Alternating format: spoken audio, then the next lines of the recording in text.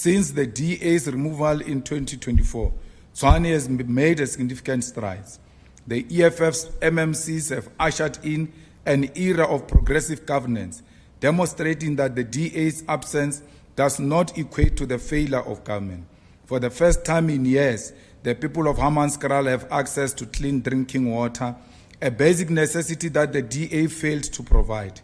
The city is cleaner and safer, and residents' concerns are attended to daily. The improvements seen in Tshwane stand as evidence that the DA governance model was never about service delivery for all, and their removal has allowed service delivery to thrive, proving that governance is more effective without their divisive, exclusionary policies. Furthermore, as we have entered into the year of the picket lines, we have a clear head start targeting service delivery failures and ensuring tangible improvements where we govern. In the city of Johannesburg, public safety and visibility are at the highest level under our leadership. Our presence in the Johannesburg municipality has ensured that communities experience real and impactful governance. The same dedication is evident in Ekurhuleni and Nelson Mandela Bay, where the EFF is actively addressing service delivery challenges. In Ekurhuleni, the provision of water and infrastructure maintenance is on track, ensuring that residents receive the basic services they deserve. Meanwhile, in Nelson Mandela Bay, the EFF is making significant difference for the indigent, particularly old age homes, by facilitating the cancellation of their municipal debt.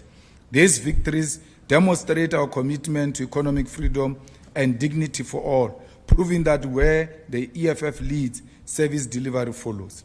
We call on all of our fighters to remain focused and disciplined and rally behind the collective efforts to return the EFF to the people. The EFF remains the most potent weapon for the liberation in South Africa, and under the theme of the year of the picket line, we will uplift the lives of the poorest of the poor towards the decisive election victory in 2026 local government elections. Let us build strong, genuine and organic structures of the EFF which will service our people and assume governance. Let us defend, rebuild and advance the struggle for economic freedom in our lifetime. I thank you.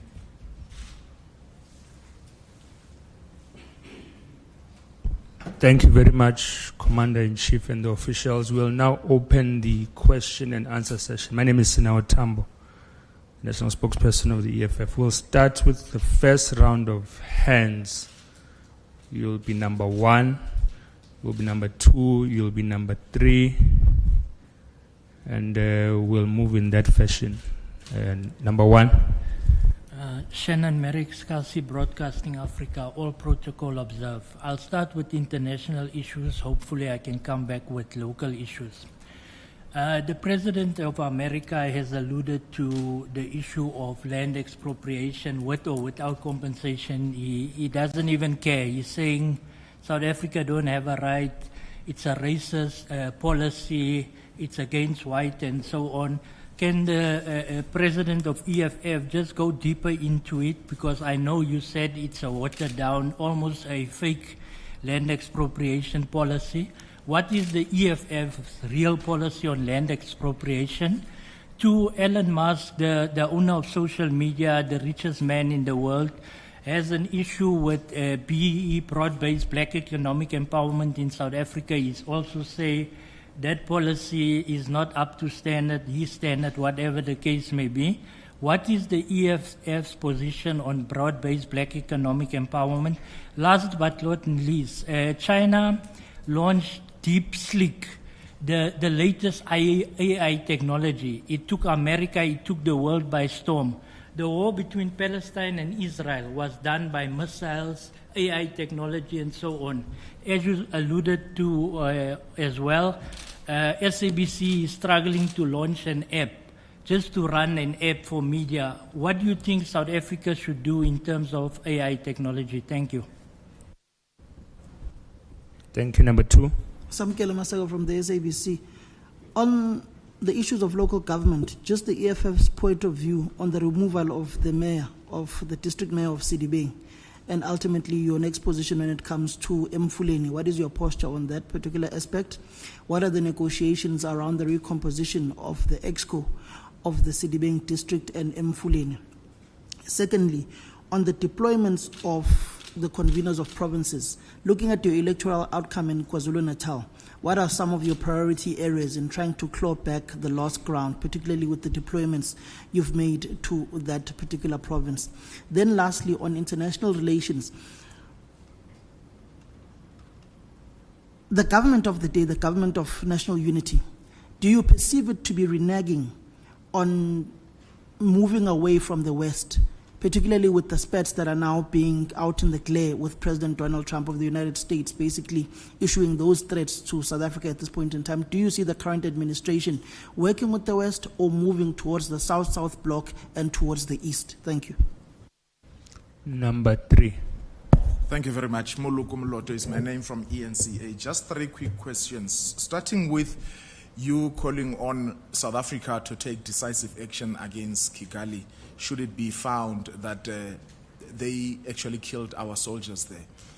Are you only limiting this to the cutting of diplomatic ties, or are you calling on South Africa to pick up arms and essentially confront Rwanda should it be determined that indeed they killed our servicemen and women? Second question on developments coming from Washington. How would you respond to the views that says as much as South Africa, we have a right as a sovereign country, we have a right to develop our policies and our legislation and choosing our international friends. On the same token, those who possibly do give us funding in whatever form also have a right to determine who they give their money to, and we should live with that. Lastly, you are governing with the ANC in a few metros. I don't know whether you have, because you at some point you did openly say that you would still want to govern at the national level. Of course, you wouldn't want to be part of that government if the DA and the FF Plus are part of it. Have you given up on those ambitions, or are discussions being had to that effect? Thank you very much, President.